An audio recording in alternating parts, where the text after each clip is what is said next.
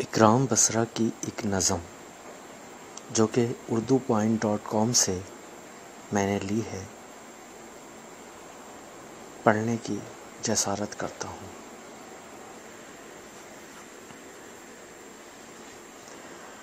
सहन में जब हवा के झोंके से कोई हल्की सी चाप होती है, अपने बूढ़े नहीफ लहजे में एक माँ पूछ कर ये रोती है, कोई बतलाओ ना कहाँ है वो, क्यों अभी तक वो घर नहीं आया। शाम से रात हो गई लेकिन आज वो लौट कर नहीं आया। मेरा बेटा किसी ने देखा क्या, मेरा बेटा किसी ने देखा क्या।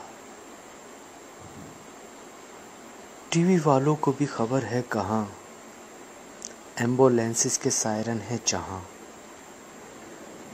खून में धुल गया इलाका जो,